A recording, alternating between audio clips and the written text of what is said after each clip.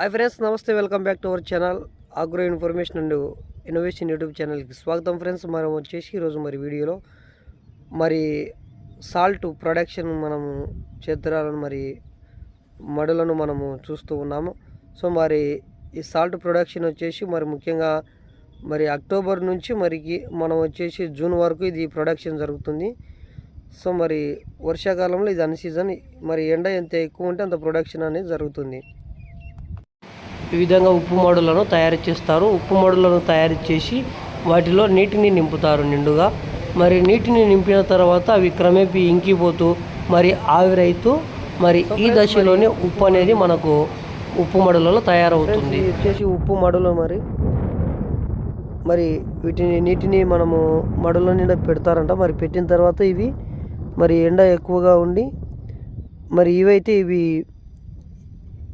వర్షపు ఈ నీరు వచ్చేసి ఇంకిపోతుంది. ఇంకిపోయిన తర్వాత ఇవి ఉప్పు అనేది ప్రొడక్షన్ అవుతుంది.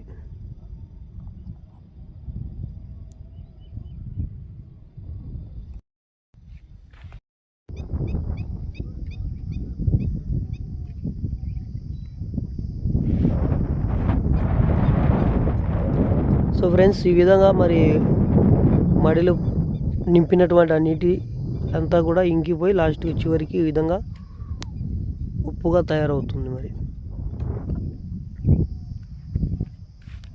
ఈ విధంగా నీరుని నింపుతారు. మడులలో నీరుని ఈ విధంగా నింపిన తర్వాత ఇవి ఇంకిపోతూ ఎండ ఎక్కువగా ఉన్నప్పుడు ఇవి ఒక 10 డేస్కి ఉప్పు ప్రొడక్షన్ అనేది అవుతుంది.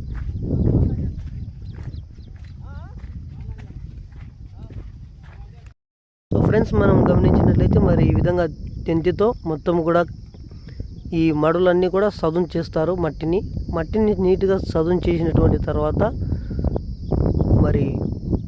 వాటర్ అనేటువంటి నింపుతారు. వాటర్ నింపినటువంటి ఈ మడులు వచ్చేసి కొద్ది రోజుల తర్వాత ఇంకిపోతూ క్రమేపీ ఉప్పు అనేది ప్రొడక్షన్ జరుగుతుంది. ఈ విధంగా మడులలో ప్రొడక్షన్ అయినటువంటి ఉప్పును ఈ విధంగా ఒడ్డున పెట్టేసి నీట్గా ఎలాంటి వర్షానికి అవి తడవకుండా ముందు జాగ్రత్తతో వాటిని పట్టలతో కప్పి ఈ విధంగా స్టాక్ను సేకరించి ఒక చోట స్టోర్ చేసి పెడతారు.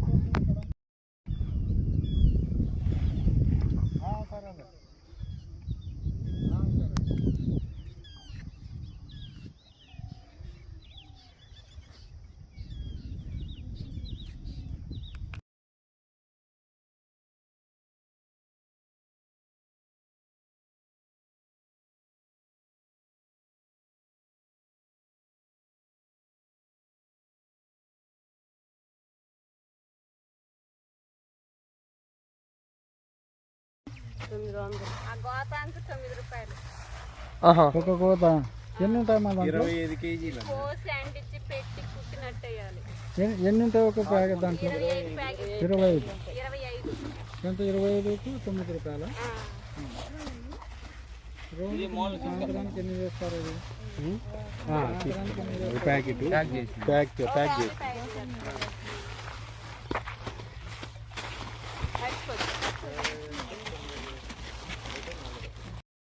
అయితే ఇవన్నీ కూడా ఉప్పు మడులు. సో ఇదంతా ఎక్కడ చూసినా కూడా కనిచూపు మేర ఉప్పు మడులే మనకు కనిపిస్తూ ఉన్నాయి. సో ఇక్కడంతా కూడా సముద్ర కోస్టల్ ఏరియాస్ అన్నీ కూడా ఉప్పు ప్రొడక్షన్ అనేది చేస్తూ వారి జీవన ఆధారాన్ని వారు ఏర్పరచుకుంటూ ఉంటున్నారు.